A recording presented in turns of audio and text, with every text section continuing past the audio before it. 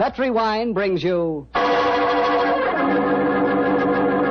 Basil Rathbone and Nigel Bruce in the new adventures of Sherlock Holmes.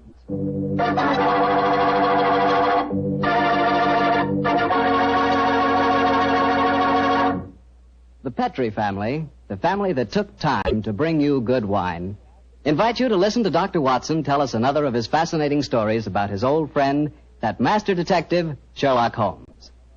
You know, we're really happy to be back with you once again, and we're looking forward to getting together at this time every week from here on out. And I hope you won't mind if every once in a while I sort of get a word in edgewise about Petri wines. You know, and I really mean this, Petri wines are wonderful wines.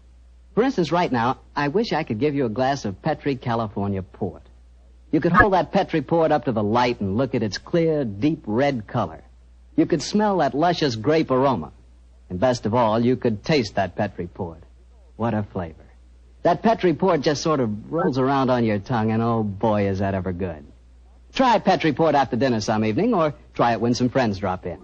You can serve it proudly because, after all, the name Petri is the proudest name in the history of American wines.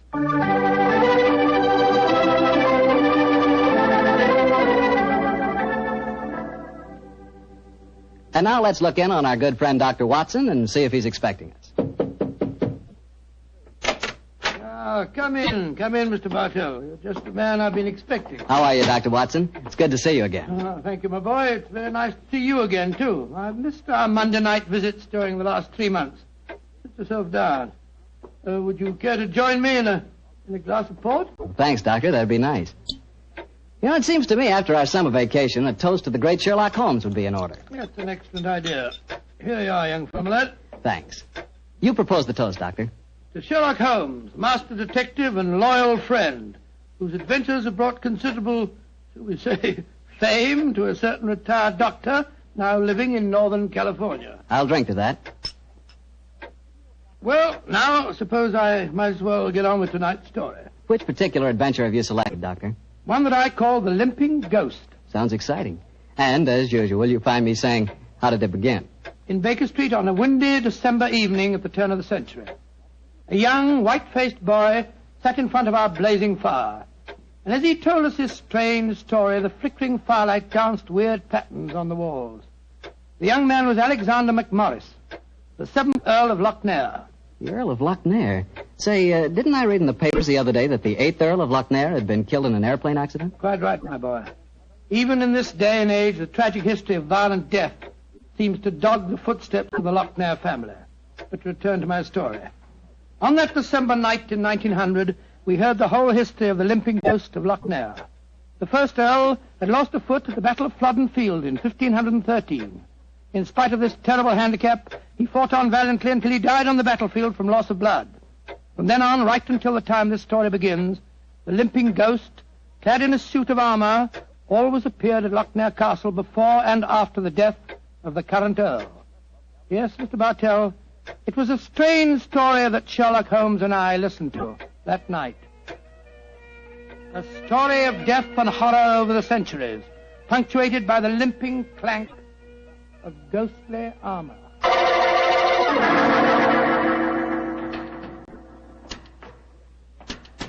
Milady, I have terrible news for you. Your husband, the Earl, was killed in the explosion that destroyed Lord Darnley.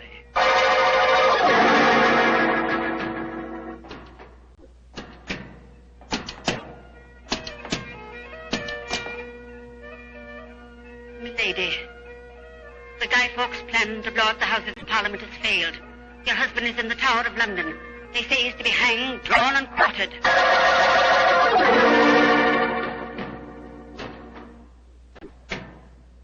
Madam, I regret to inform you that your husband, on my instructions, has been arrested for murder.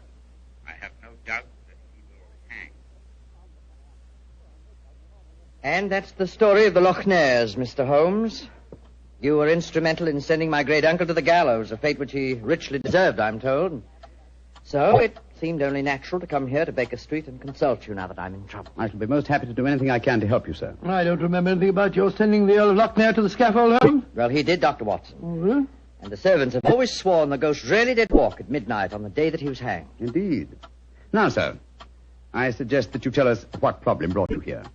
The ghost is walking again, Mr. Holmes. You know what that means. According to the legend, that the present Earl will die. Exactly. And as I'm the present Earl, you can see why I'm rather worried. Am I to understand that you've actually seen this ghost yourself? Yes, Mr. Holmes. The night before last, Betty, well, that is, Miss Nolan and I were sitting in the dining hall in front of the fire when we heard a strange sound up in the musicians' gallery. We looked up and in the moonlight saw a ghostly figure in armor limping towards the staircase. Oh, gracious me. My dear sir, you're certain that you really saw it? Moonlight can play strange tricks, you know. There wasn't any doubt about it, Doctor. We both saw and heard it. What did you do? I started to go towards the stairs, but as I did so, Betty screamed and then tumbled to the floor in a heap. Fainted, I suppose. Yes. While I was reviving her, the ghost disappeared. Who's staying with you at Lochnair Castle at the moment? Well, there's Betty Nolan. She's the sister of James Nolan. He looks after my estate. Betty and I are engaged to be married. Oh, congratulations, sir. Thank you. Yes, indeed. Anyone else staying with you? Yes, a distant cousin of mine, Jeremy K. McMorris, an American. He turned up in England a couple of months ago with his son Walter. They're both with me at the present. A distant cousin. That's right, Mr. Holmes.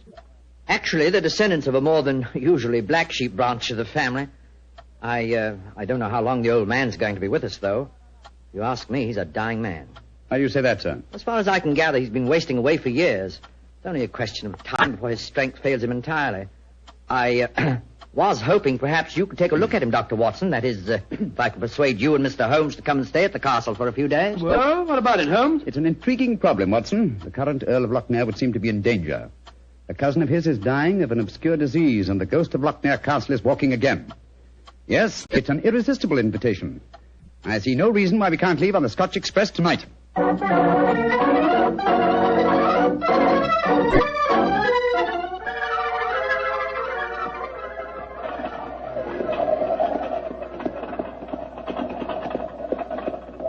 It's been quite a heavy fall of snow here in your absence, young man. Quite so, and judging from the color of the sky, there's more to come. Very angry looking.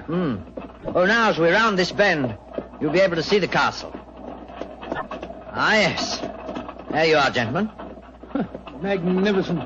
Yes, it's a fine place, all right, Doctor, though it cost me a great deal in upkeep. As a matter of fact, I only have one wing open. It's always been something of a problem to get servants to come and live here. See, the local villagers have a great respect for the Lochnair ghost, you know. What servants do you have at the castle at present? Well, cook housekeeper, Mrs. McClintock, fine old lady who's been with me for 6 years now. And then there's old Tammas. He served my family for as long as I can remember. Well, as a matter of fact, there he is now. Hello, Tammas. I'm glad to see you back, my lord, and that's a fact. Oh, thank you, Tammas. Oh, these gentlemen are Mr. Sherlock Holmes, Dr. Watson. Good day to you, gentlemen. How'd you Good do? day, Thomas. Good day. Before I take the trap round to the stables, I may as well break the news to you. Yes, what's happened, Tammas? It's your cousin, my lord. Poor old Mr. McMorris. He's dead. What? Died early this morning. God rest his soul. Dead. I'm very sorry that I arrived too late to be of any help. Well, thank you for telling me, Tammas. Oh, you may take the trap round now. Aye, sir. I'll bring the baggage early. So he's dead. Well, I can't say it's unexpected, but it is a shock nevertheless. I'm sure that it must be, particularly as you yourself told us you saw the ghost of Lochnair the night before last. In which case... In which case, Watson, I think we may reasonably expect another visitation. Perhaps before the night is over. Shall we go in?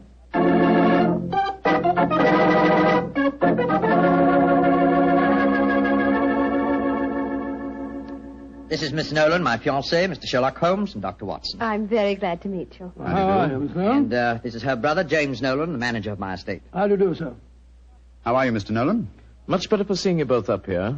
I'm sure it won't take you long to lay this ghost business by the heels. Oh, well, I trust you don't overestimate our abilities, Mr. Nolan. Alec, you've heard about your cousin, of course. Oh, yes, my dear. Tammas told us as we drove up. Where's Walter? He went into the village with the doctor and the body of his father. Oh. He should be back soon. How's he taking it? Very quietly. Too quietly, if you ask me. Those Americans are pretty demonstrative people, you know, and Walter's been no exception. But he behaved very strangely this morning.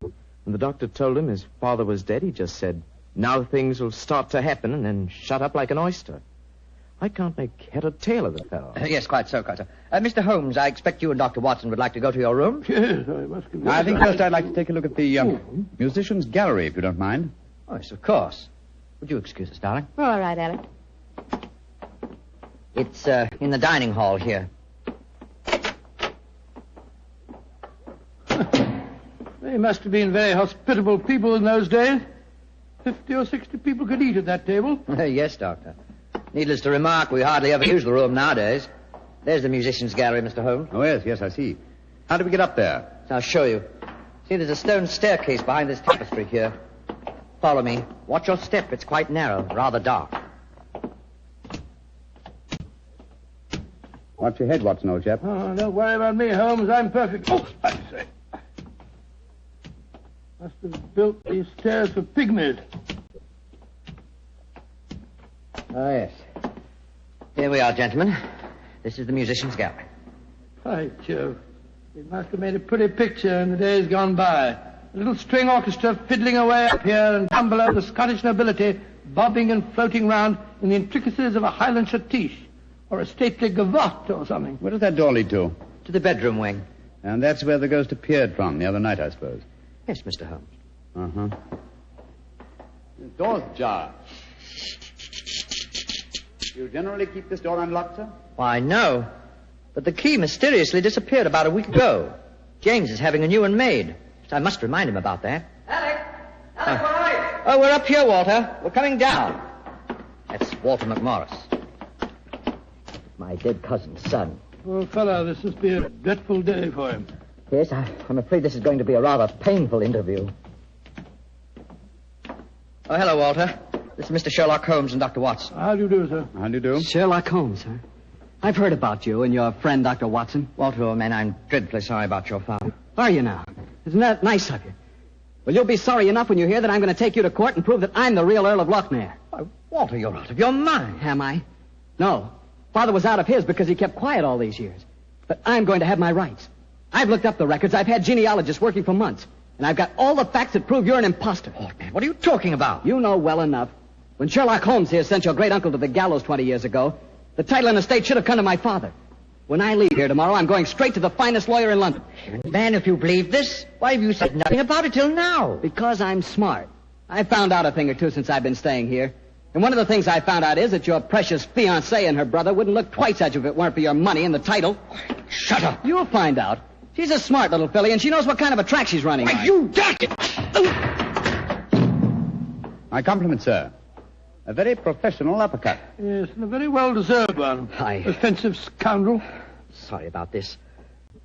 Please don't say anything in front of Betty. It'd only upset her. I quite understand. Come along, Watson. Let's go and find our rooms.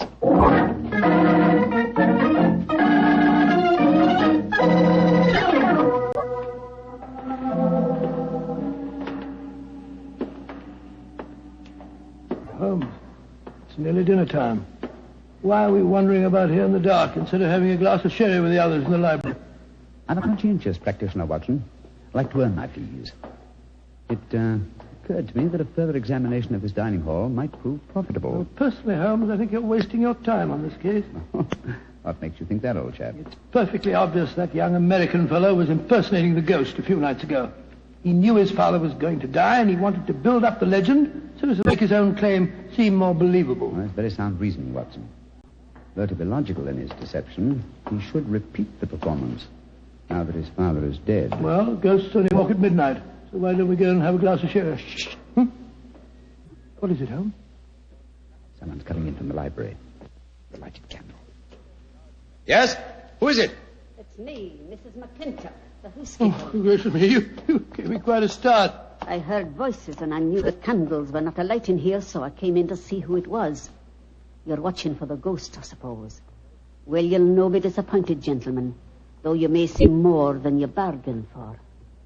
Those that meddle with ghostly things they dinna comprehend are playing with something much more dangerous than fire. Fire burns. But the shades on dead people... Holmes! Look up there, the gallery. The door's opening. It's the ghost. Aye, here he comes, the poor body. See the armor on him, and the way he's dragging one leg behind him. Yes, it's really quite an effective impersonation. And the twilight provides most appropriate lighting for his play acting, too. You mean it's the young American? Of course, obviously. Look behind him. There's another figure. Yes. Dressed in the same kind of armor and carrying a sword. Game's afoot, Watson. The ghost has seen him. He's turning. The second figure's raising his sword. Look out!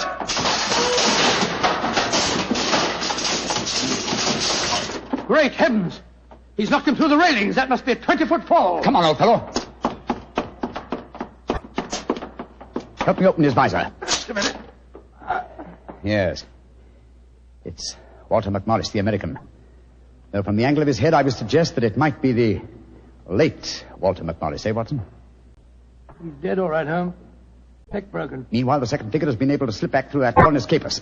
Come on, he was dressed in armor. He can't go very fast. Perhaps we can overtake him.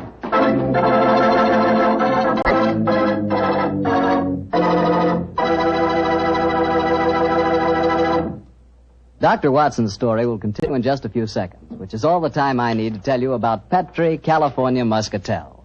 Ever try Petri Muscatel? It's a wine that looks like sheer gold, and it's made from big, plump, juicy Muscat grapes. Boy, pop one of those Muscat grapes into your mouth, and you know you've got something delicious. You know that. And you get the same flavor in Petri Muscatel. It's a perfect wine to serve a lady. Women love it. And that best time to serve it is after dinner or on a Sunday afternoon, you know, times like that. But just make sure it's Petri Muscatel, because that's the way to make sure it's going to be good. Remember, Petri.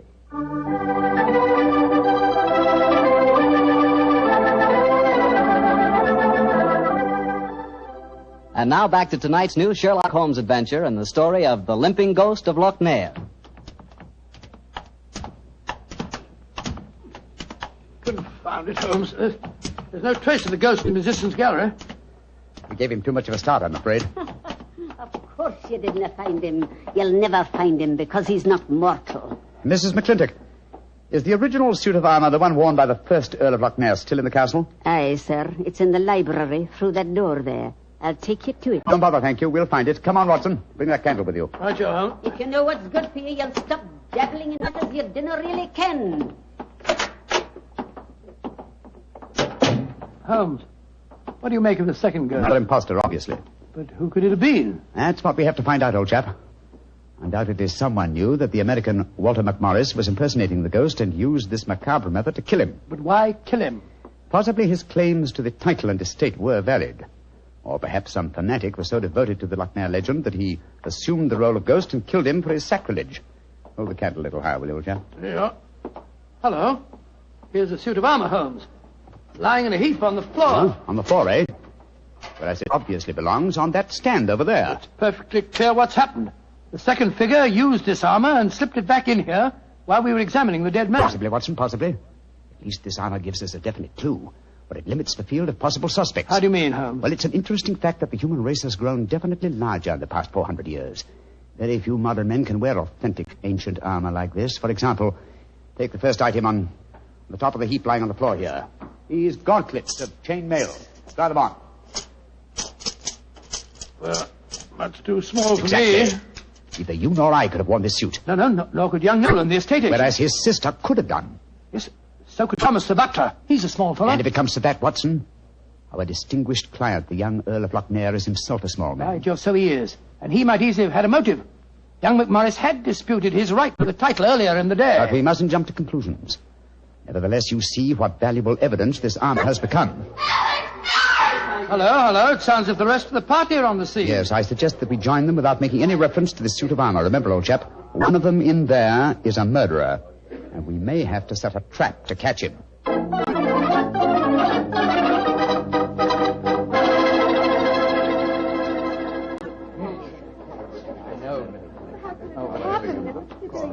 Are you sure he's dead, Dr. Watson? There's no doubt about it. His neck was broken instantly by the fall. It's dreadful. Father and son both dying on the same day. And you said the real ghost came up behind him, Mr. Holmes, and struck him so they crashed through the railing up there. I said another figure dressed in armor killed him, Mr. Nolan. 'Twas a real ghost. I saw him with my own two eyes. He killed that man for trying to bring shame on the name of Loch Ness. Shouldn't we get into touch with the police? How can I get a message to them tonight? Have you looked outside? We're almost completely snowed in. Snowed in. Oh, Alec, I'm frightened. Hush, darling. There's nothing to be afraid of anymore. No, at least we have the assurance that the ghost will not limp again. Why? Well, the murderer has no further motive for impersonating the ghost. To walk now would be to support the dead American's claims. No, We shall spend a quiet night, and tomorrow I shall communicate with the proper authorities as to my quite definite notions regarding the murderer's identity. But if the ghost should walk again, Mr. Holmes? Well, then, sir, I shall know that at last I have encountered a truly supernatural crime and shall retire from the practice of detection.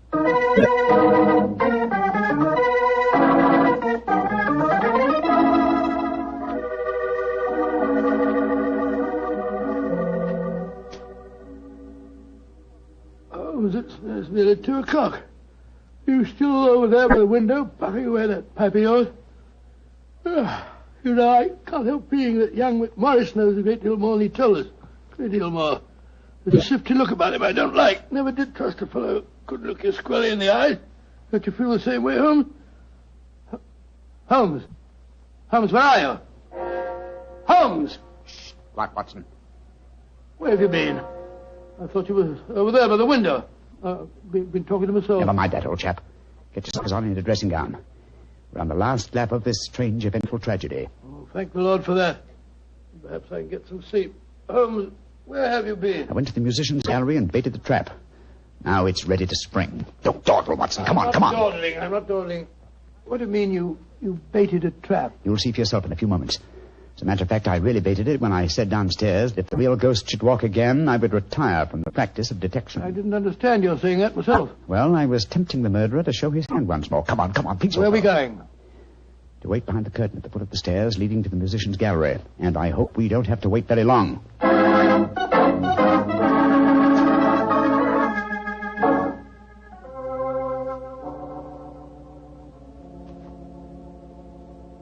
Holmes, I'm getting a crick in my neck trying to peer through this wretched curtain. How much longer do we have to wait? Until our murderer arrives. Are you certain he'll come? Not certain, but hopeful. Extremely hopeful. You know who it is, don't you? Yes. But my proof is too thin for a court of law. I must catch him in the act.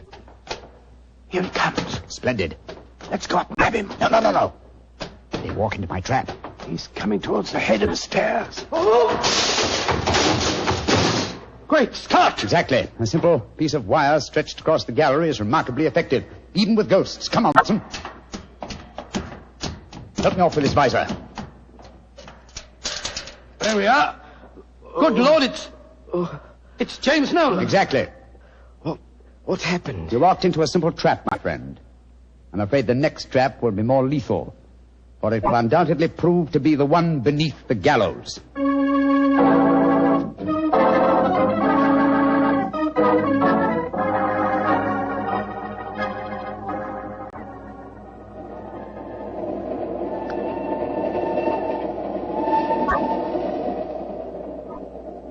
Now that we're headed back for London, Holmes, perhaps you'll settle 1 or 2 points in the case that are bothering me quite a bit.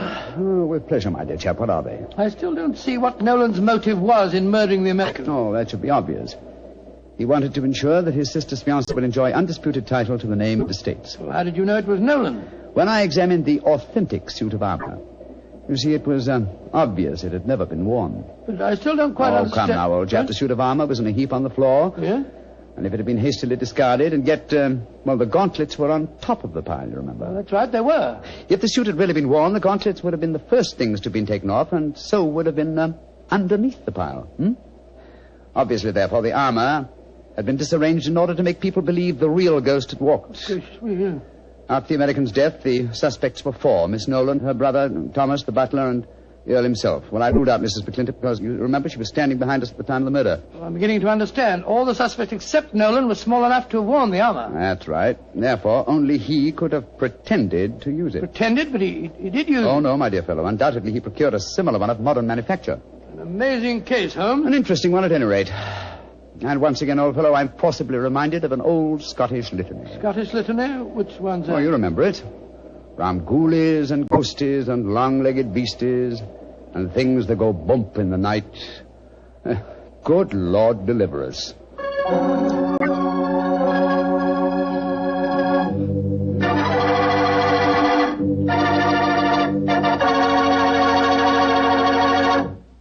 Well, Doctor, that was really a swell story.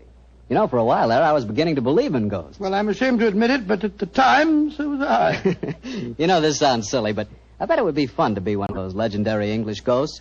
You know, go around sticking your nose into everybody's business and playing practical jokes like mad and nobody able to figure out who did it. That would really be fun in a way. Well, you can go around scaring people all you want to, but not for me. I think a ghost leads a terrible life myself. For instance, a ghost can't have the pleasure of eating a nice, juicy steak. Yeah, or drinking a glass of really good wine. Ah, now you're talking, young fellow, my lad. Petri wine. Yeah, still talking, young fellow. You see, when I say good wine, I always mean Petri wine because you can depend on Petri. I know. Why, the Petri family has been making wine for generations, handing on down from father to son, all their skill and knowledge and experience. When you realize they started the Petri business way back in the 1800s, well, common sense tells you the Petri family knows practically all there is to know about the fine art of turning luscious grapes into clear, fragrant wine. Yep, whether you're looking for a swell wine to serve before dinner or with dinner or after dinner, for any occasion, you just can't go wrong with a Petri wine because Petri took time to bring you good wine. Now, Doctor, what story are you going to tell us next week? Well, now, next week, Mr. Bartell, I'm going to tell you a strange adventure that Holmes and I had in the English countryside. It concerns the apparent madness of a certain Colonel Warburton and the puzzling mystery of 2 dead dogs.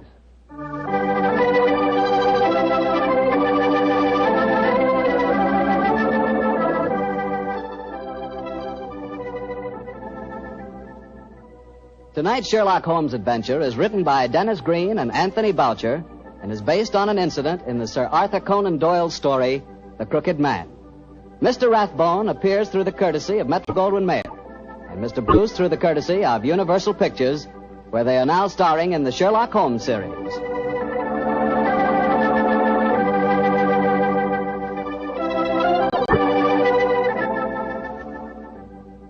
The Petri Wine Company of San Francisco, California, invites you to tune in again next week, same time, same station. Oh, the Petri family took the time to bring you such good wine. So when you eat and when you cook, remember Petri wine. To make good food taste better, remember... Petri.